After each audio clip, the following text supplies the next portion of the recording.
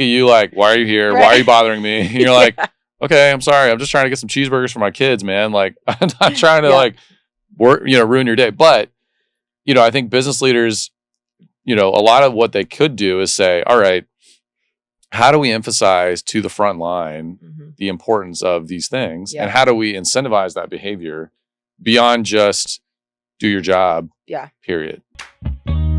Building great experiences. Revolutionize your business.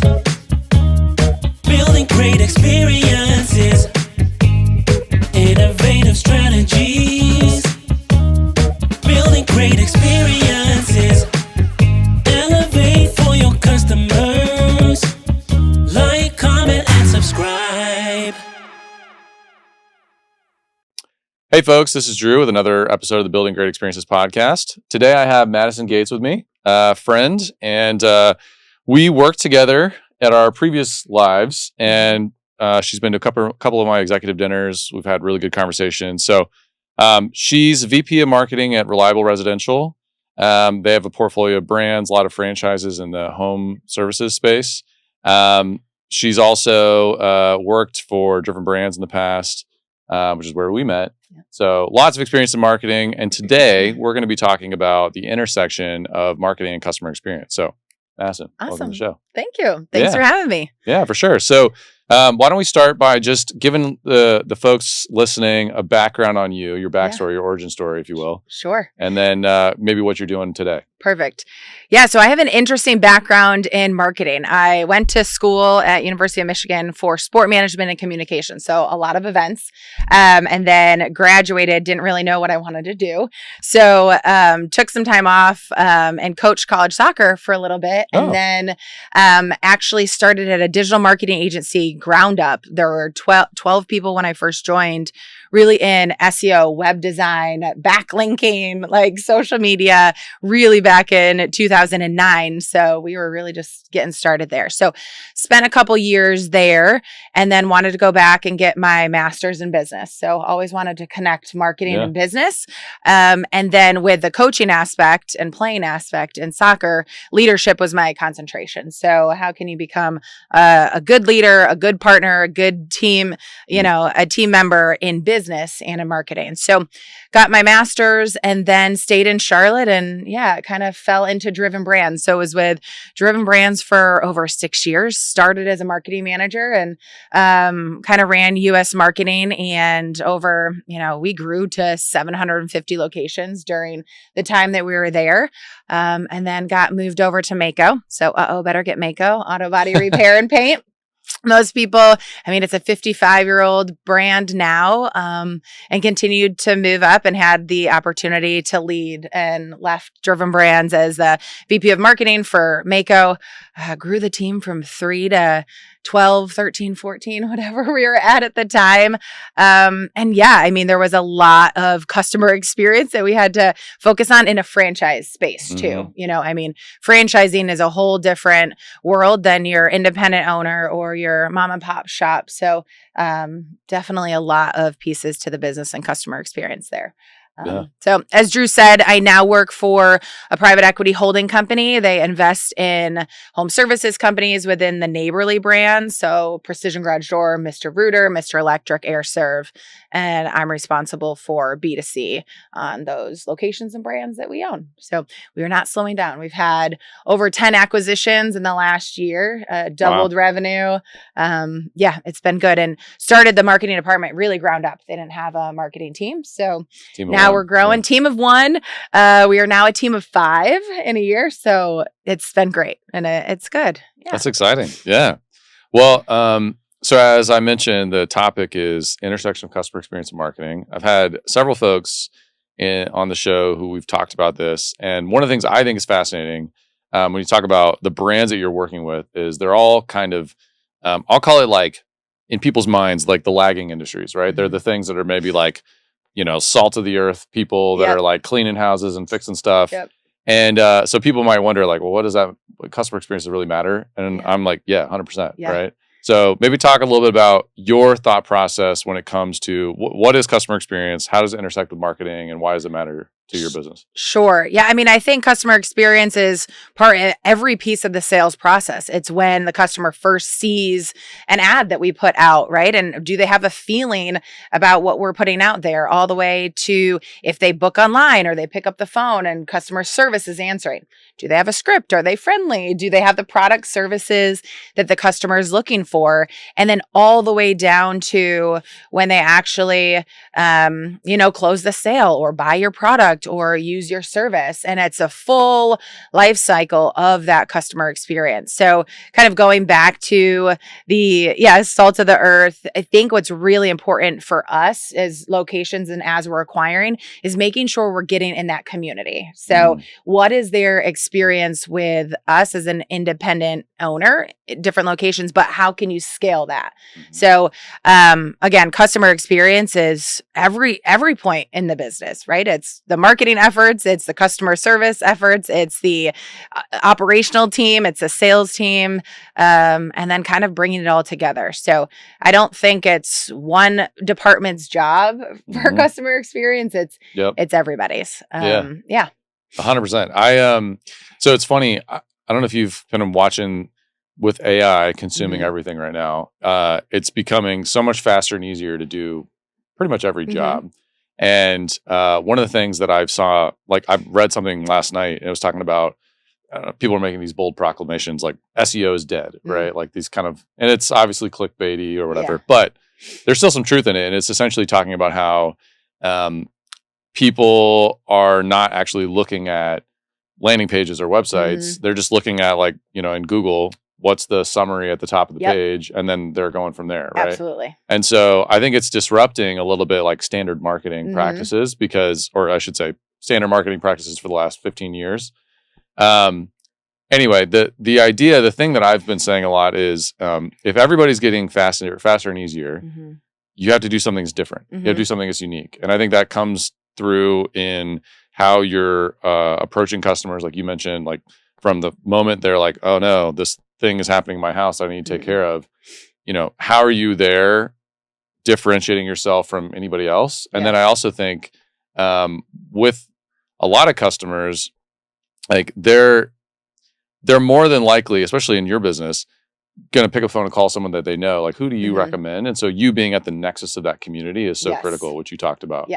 Yeah. And I think it kind of goes back. We were in this digital age for the last 10, 15 years of cutting edge, and you kind of lost the community aspect. And I think you really got to get back into that because customers do business with people they trust, right? And that's that customer experience. If they have a bad experience with, your company, your product, it's going to have a domino effect, not only online, certainly that's your word of mouth now, but it's who they talk to, their friends, their family, all that. So, yes, I think the AI digital world is still where everybody's searching, right? But I think it's the feeling, it's the community that especially in our business, that you want to be the referral and you want to have that, word of mouth recommendation. So kind of going back to your AI piece, though, as a marketer, you still have your digital landscape that you need. You still have a website because AI and Google AI are pulling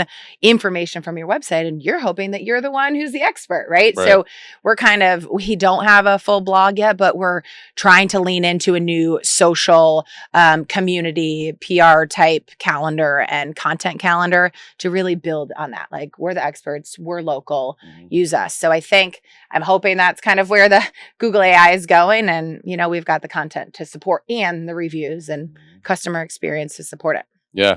It's interesting. I read a statistic and it was talking about TikTok and YouTube are actually the most, they're the biggest search engines in the world now, right? Which is funny because people don't think about it as a search engine, but essentially what it's pointing at is more often than not now, people are looking at TikTok and Reels and YouTube videos to inform their purchasing decisions. And so creating long form content is starting to become more and more valuable, right? And it's a different paradigm because it's really less about how do I game the algorithm from a SEO perspective, but it's more about how do I create valuable content that helps people solve their problems. And then indirectly they're like, oh, I should probably get help from this company, right? Yeah. which is honestly like why I'm doing this podcast, to be really blunt. It's like the podcast is something that you create value, and you hope that at some point down the road, people are like, oh, I remember Drew said that thing that was cool, or Drew had that really cool person on the show. Yeah. But anyway, I'm curious, like, so for you all, bringing it back to reliable residential, like what are things that you're doing right now that you see working? Like what are experiments you're running or tests you're trying? Yeah, good question. So again, just building the team and kind of leaning back into community. So we're doing a lot of like tech education. So we're filming our techs and like, here's what's happening with your garage door, or here's why you need to call us when, something happens with your plumbing. And so really kind of leaning in day of the technician and what we do and how they're supporting the community. That's, I think that's one thing that we're trying to really focus on there. And kind of going back to what you said is now it's all video. So content used to be king with the algorithms and Google. And I think it's important to have that foundation, but it's the videos and like the feeling, right? You don't market the product or the service. You market the feeling of what your customer wants to feel when they choose you or when they use you, or how comfortable, confident, and at peace. I think that's a big one. At peace they feel after they call us. And that's what we're trying to lean into. It's kind of that feeling. I think there's like a component to with marketing where you're making these promises, right? Like, hey, we're going to be able to deliver this thing. And like a lot of times what happens is that's where kind of the, it stops with marketers and they're like, hey, we're going to deliver this promise. And then reality is back behind the scenes, it's like, oh, they're not delivering the promise, which ends up hurting your marketing strategy. Right. And so I'm curious, like, are you all getting involved in any of the like back office behind the scenes things to improve the experience there? Yeah. I mean, I think that is the foundation of any business, right? We're talking about customer experience, but and I think we did it really well at Mako, and we're trying to bring it to reliable residential. Have like a North Star. What are your mission, vision, goals? And every stakeholder has to be aligned, right? That is your foundation. And once you understand that, then you can be like, all right, what do we need to deliver on for that customer so that we can achieve these goals? So, I think the North Star, the foundation, the communication across every department. I think some companies do it well and they break down the barriers and the walls between operations, development, marketing, finance, all of that. And some are still in silos. And I think that's a big struggle where you can see things failing of when operations, marketing, development, nobody's on the same page, because as you said, you market all these promises. What are the reasons to believe for that customer to choose you? And then it doesn't get executed. Right. Then, all of your work, your thoughtfulness, your money, like if you have a big budget, you're spending, can really hinder the growth of that company. So we, I think coming into brand new reliable residential, launched in October of 23. So I came on and in February, kind of all of our leadership came on and said, okay, here's where our goals are. Here's what we have to do to achieve them.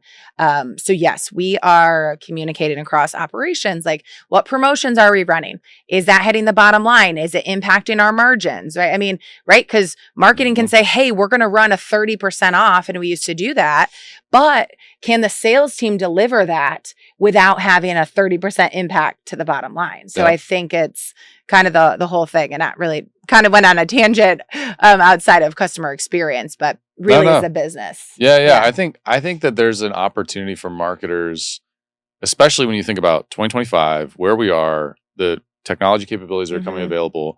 Marketers are going to be less hands-on with the execution of the things, right? Like, because you think about like a lot of marketing managers or ICs, individual contributors, they're like setting up campaigns and they're working with agencies to do the creative and And I think a lot of that stuff's going to get automated. And really where I think the strategic impact that, marketers can make is to say, let's look at the entire value chain and let's make sure that if we're opening the front door really wide, that we're not, the back door's shut, right? Yeah. Like people aren't just exiting out the back door. Yes. Because it's so much harder to acquire new customers. Yes. And so thinking about, okay, how do we increase wallet share with these customers? How do we, create lifetime value? How do we make sure that the people that we are acquiring, right, are engaged, loyal, and telling everybody they know about us. And I think marketers are going to play a really big role in that going forward. Yeah. Absolutely. And I think you said that like how we're filling the top of the funnel. And with our business, we have different mature markets, right? Like we have great brand awareness in one of them and one's a ground up, right? So kind of how are we going out to fill the top of the funnel, making sure your operational processes are sound so we're not losing them, because some of our markets we're spending a lot of money and like, are we converting them at the right percent that we should be, or what our goals are? And that is a continued conversation that we have on a daily, weekly. Yeah. Well, sounds like y'all are doing a lot of great stuff. I would love to hear like who inspires you, like what companies or marketers or agencies are out there that are doing this well right now. Yeah. I think I love Chick-fil-A. One, they have a great product, so that's good. And their customer experience is actually when you're driving through the drive-thru or when you're walking into their shop and the way they treat you. I don't think really it's their marketing efforts that do it. I think it's truly their boots on the ground, the people. And the people are what get the customers coming back, right? And I think they do that really well. They have a great product. They're fast. You're always taken care of. It's my pleasure, just the way that they interact. I think Chick-fil-A does it very well, like humanizing the brand of like, these are people who are serving you. And I think that's great about Chick-fil-A. So yeah, I think it's interesting that Chick-fil-A's come up before, and a few things that stand out to me. I mentioned like if everybody's becoming fast and easy, right? Like what are you going to do that's different, right? And like it's almost like you have to be fast and easy. That's status quo. Chick-fil-A, check, did that, right? And then they've really elevated beyond that to when you go to a Chick-fil-A, you know that you're going to have consistent experience. They're going to treat you with respect. Yeah. Right. They're going to go above and beyond to make sure that you get what you need and you get it when you need it.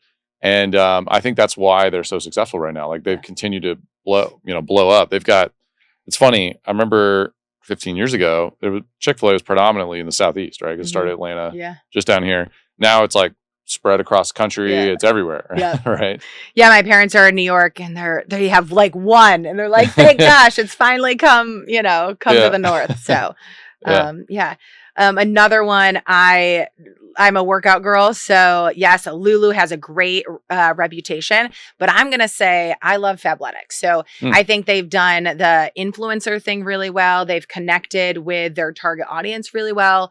Their customer service, again, is fantastic. You go and you either buy in shop, you buy online. The returns are fast, easy, as you said, right? And no headache. So, and they treat you really well. And I mean, they've got a fun product. It's kind of ever changing. So it keeps things interesting and fun. Yeah. So, yeah. I think you said there's a couple different places, and I think it's an important one to hit on, which is the community aspect, right? So Fabletics, I'm not familiar enough with them, but like I know Lululemon and some of these other brands, like especially in, the fitness world, they build communities around their product. And it's interesting because they become kind of the watering hole, if you will, where consumers come, they learn from each other, they're sharing knowledge, they're, building brand affinity really. Yeah.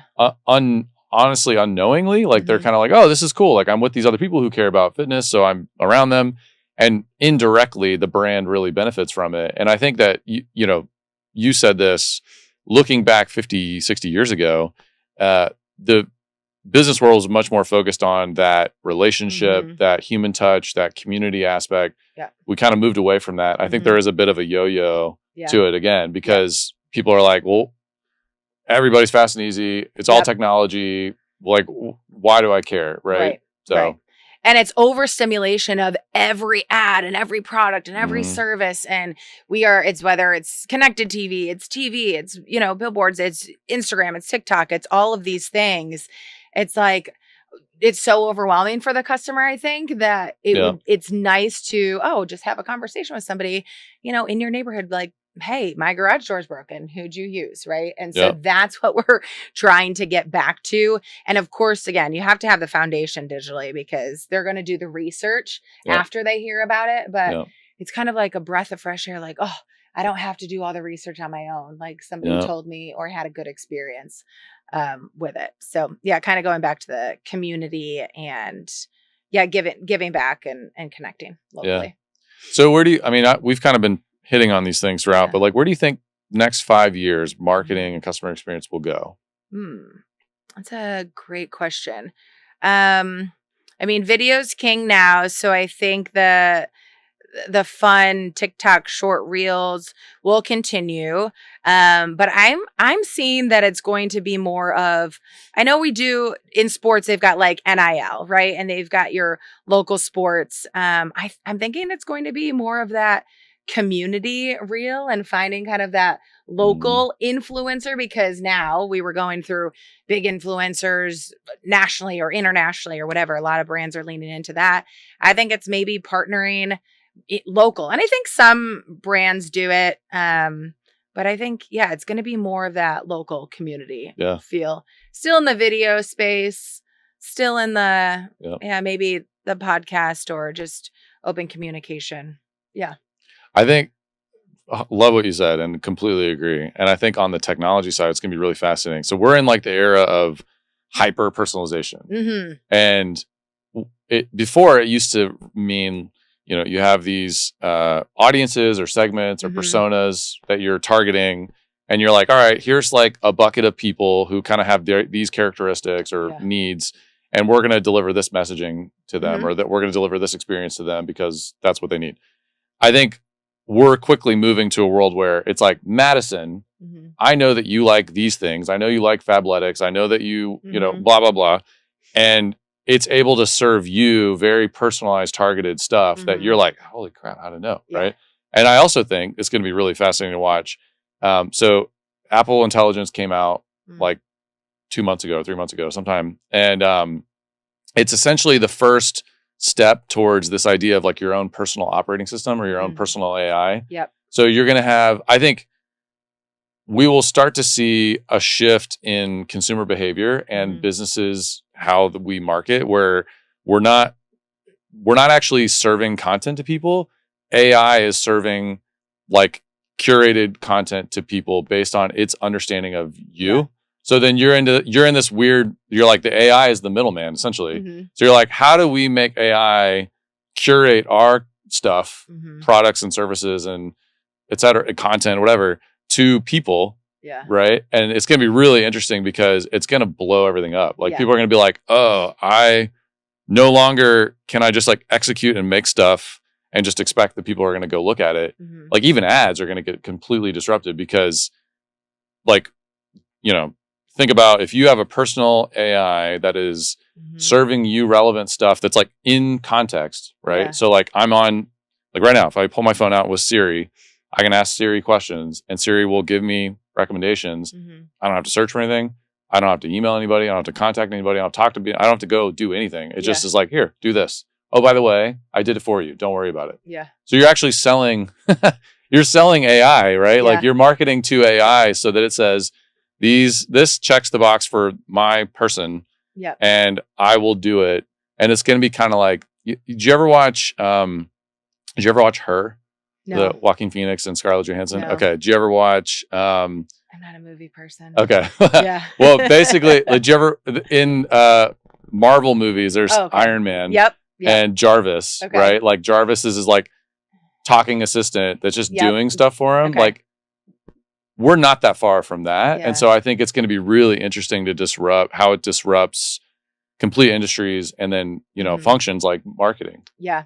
Well, and I think depending on the industry too, like, as you said, like I was in automotive, so a little far behind, like home services, even farther behind in terms of like technology. So, how can we, influence AI to connect with that customer? And you went back to personalization, right? And like always looking at the lookalike. And I think it's still going to be important for brands to have the content that AI can find, right? To create that, AI generated, thought. It's kind of scary of the way AI is going to go is because it's almost in your mind. Like, oh, I didn't even know I needed that. And here it is. And it's already kind of getting there. But I think for the brand, you still have to put out the content, right? That is going to be available for the right customer, and hopefully AI picks that up and starts understanding who you are as a brand. Imagine, so this is like, just to put it in context for reliable residential, so precision garage doors. Yep. Let's say, like, I have a Craftsman garage door opener in my house. Okay. It's connected to my phone. I have an app that shows me if it's open or not. Yep. So you can connect it to Alexa. Yep. So we're only a half step from my Craftsman thing can be like, hey, there's a problem. Yeah. Tells Alexa calls, just contacts, Yep. orders, handles it. And it's like, I get a notification at the end of the day, but like, hey, by the way, while you were at work today, your garage door was busted. I fixed it. I service person came in, took care of it. Yeah. Good to go. Yeah. Right. And you're, oh, by the way, here's the bill. It's spread out over X months and you're good. Don't worry about it. It is. Right. That's crazy. Yeah. It is. And you're right. We aren't that far away from it because everything's connected to the app, the Alexa, whatever it may be. Yeah. Like the smart home stuff is like, so like, I mean, yeah, like my entire house, which for like relatively inexpensive, you can have like combination of Google Home or Alexa or the Apple Home or whatever, HomePod. And then they have like all the lights and bells and whistles and stuff. Lights and music and TV and and doors and all that. And we have like a air quality sensor that it'll tell me on my phone, like, hey, air quality is here or there. Oh, wow. And it'll basically like and we don't have it set up this way, but you can actually have it be like open windows and stuff based on your air quality. So anyway, it's pretty wild because like a lot of people are like, that's in the future, Drew. Like, you're crazy. You're like, nah, man, this stuff is possible like right now. It's not that far off.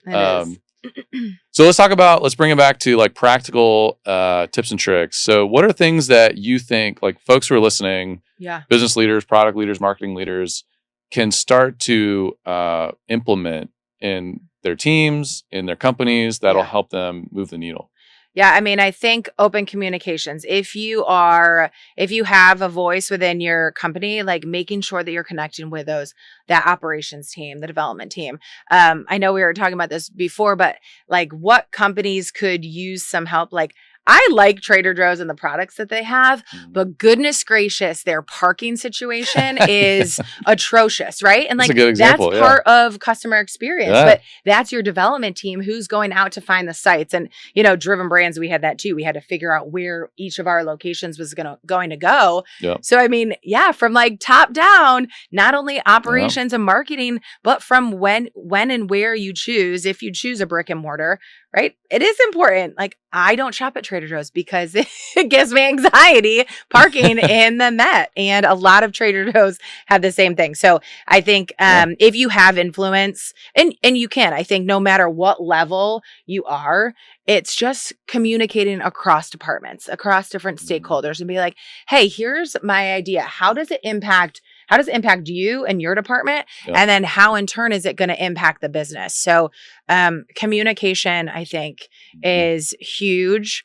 And I mean, I think that's the biggest way that businesses can, take the next step. I think that's right on. Like most of the businesses that I've worked with and people that I know, they're operating kind of like, this is my job and I'm doing the thing and whatever. But it had, like, I think you said at the very beginning of the podcast, like, it's everybody's responsibility to deliver a great customer experience. And frankly, I think people are going to have to care. Yeah. It was, for a long time, people could just be like, I don't really care. Like, the amount of executives I've talked to where there's like, that's nice, Drew, but we don't really need that. And you're like, well, now you do. Like, it's now the point where customers will leave and or tell everybody they know that you're terrible if you don't think about those things, right? Like if I'm, we talk in kind of customer experience world, the journey, right? Like if I'm a customer and I'm going through the journey of interacting with your product or service from the moment I think about it till the moment I'm done. Yeah. What's every single touch point? And it's going to cross the line of like things that the customer is doing, but also things that technology and your employees are doing behind the scenes. And you have to really orchestrate all of that. Yeah. Because it's it's not going to work otherwise, Yep. you know? I think technology is a huge piece that I didn't really highlight, though. It's everything from your accounting system. It's also your accounting and finance department, right? Like it's also your CRM and point of sale system. Do they connect? Do they talk? Right. And it's so basic, but in the businesses I've been at, like they don't communicate, right? So then you lose that customer journey where they're at. You can't communicate to them at the right level. They're like, I already bought your product, or I already had service. Why are you telling me to follow up? And, you know, I have a appointment coming up. Like I was already there. It's because of all this disconjointed piece of the technology, which I think is probably a pain point in these industries that aren't quite and big. Like franchising is a big bear to take on, right? When they were independently owned and now you're acquiring them and rolling them on up, you've got to make sure your systems, processes, stakeholders, departments, technology, they're all working together, because if not, as you said, like they fall out. The customers are just going to fall out without converting. So yeah, I see that. To give it like a quick example, about a year and a half ago, I bought a truck, or I wanted to buy a truck. And I won't name names, but I went to a relatively well-known dealership across the country, and I went online. I found the truck that I wanted, and I scheduled an appointment. And it was like, I think it was like 7:00 on a Sunday, unusual time, but it was like, I have 2 kids, life's crazy or whatever. I'm like, all right, it's available. I'm going to book it, whatever. I go, I like pack the kids up, get my wife in the car. We're all on the go. We go there. And we show up and they're closed. And I'm like, why would you even let me book time? Right. So I was pretty frustrated. So I was like, all right, I'm never coming back to this place ever again. I went and bought, you know, it's like a pretty big size purchase, right? And then I'm getting remarketing. I'm getting like follow-up emails from them like, hey, we saw you buy blah, blah, blah. And I'm like, you guys didn't even, like you weren't even there. You let me book the, you know? Right. And so it's a small thing, but those small things, like, they can make a massive impact on a consumer's perception of your brand. And also like to the whole brand promise thing, right? The marketing says, hey, it's gonna be this wonderful experience. It's easy, simple. Like I even remember seeing an ad where it was like, you showed like people with their kids and it was like this fun environment. So I'm like, oh, okay, this sounds good. And then I get there and I'm like, this is trash. Like you guys aren't even here. Why'd you let me book the time? You know? And then you have the audacity to send me a bunch of emails spamming me and tell me to come back, right? So anyway, I think it's like, it's important to think about. It's like the intentionality is really important, I think.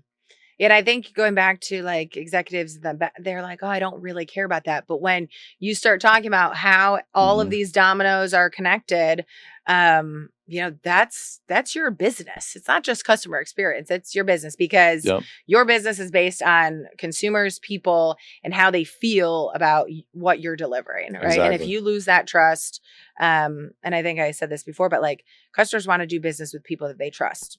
You lost trust in one, it may so minimal that they just, that online booking wasn't during their hours of operation. I mean, now you're like, nah, no thanks. I'll go somewhere else.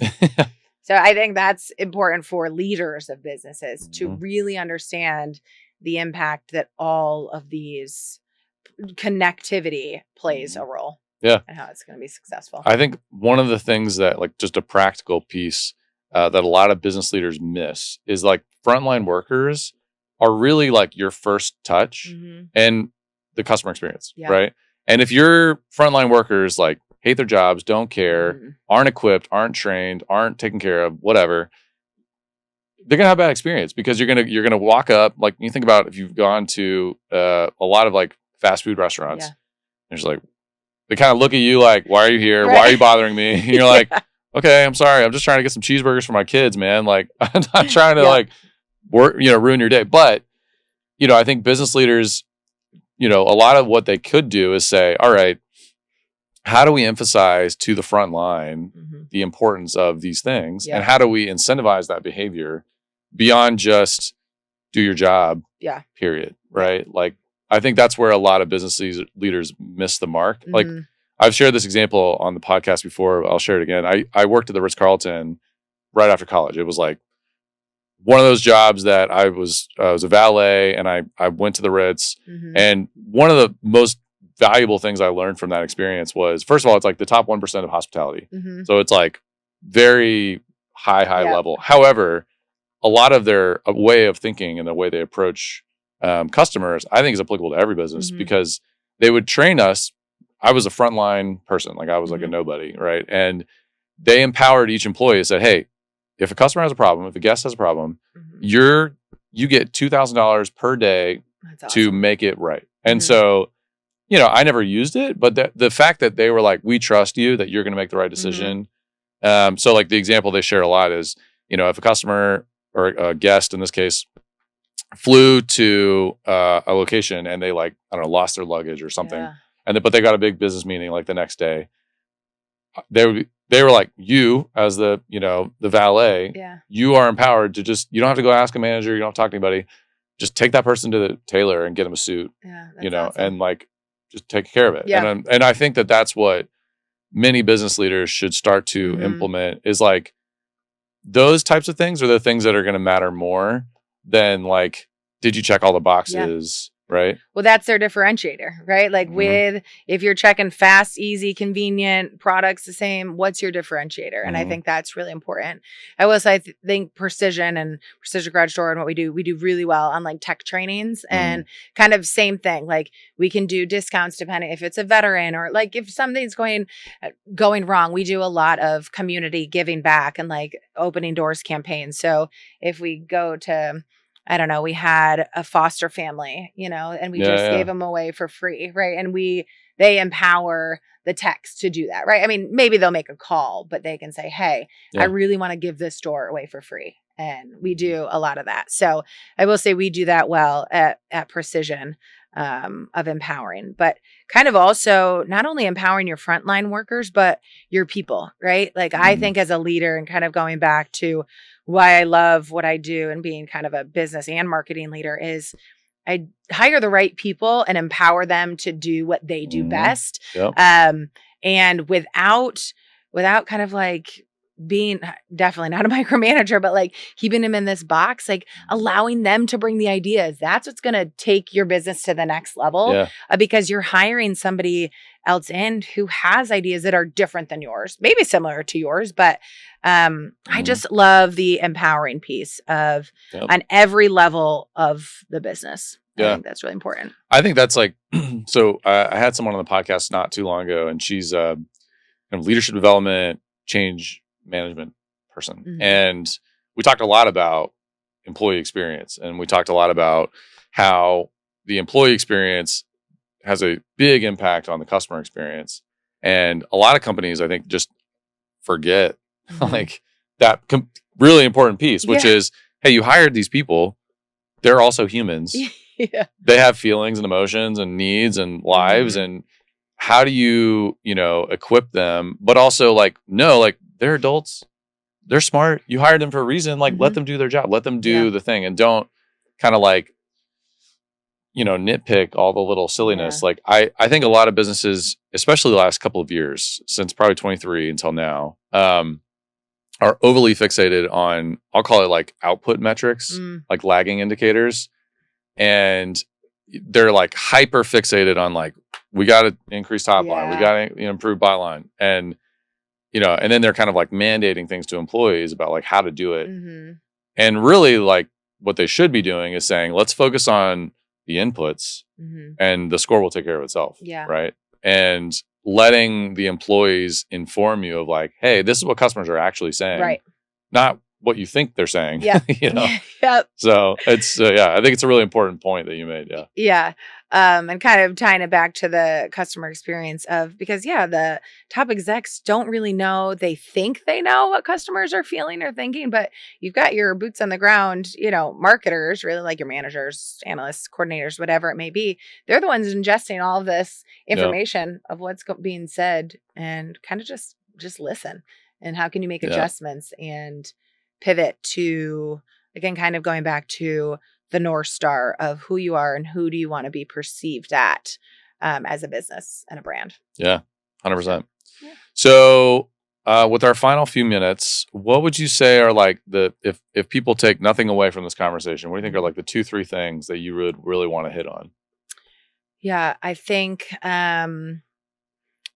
collaboration across every business department stakeholder is the foundation to your customer experience now. I think years and years ago, it was all siloed and you had your duty, but now it's communication, it's collaboration, and building the foundation. If you don't have your foundation of who you are, mission, vision, goals, values, then how can you deliver the customer experience across every touch point of that customer?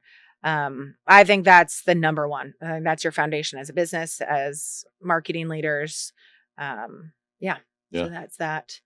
I think to add just what you said, I think gone are the days where people can just say, well, that's not my job. Mm-hmm. Like, I don't think you can get away with that anymore. You know, like you kind of have to be like, no, that's everybody's job. Like, and it's important to your point that teams are working together to create that better experience, because otherwise, you know, frankly, like someone else is going to come do it and do it better. And a lot of businesses, I think, have gotten comfortable and complacent with like, man, I just want to like do what I want to do and do it the way I've always done it. And you're like, it's not going to work. Not going to work. Right. So yeah. Well, cool. I really appreciate you being on the pod. Yeah. Where can folks find you online? Yeah, find me on LinkedIn, Madison Gates, MBA. That's in my title. And yeah, find me online, connect. I'd love to talk. So, yeah. Awesome. And folks, you can find me online, Drew H. Burdick and drewburdick.com. All right. Appreciate you being on the show. Yeah. Happy Monday. Yeah. Happy Monday. Talk soon. Bye.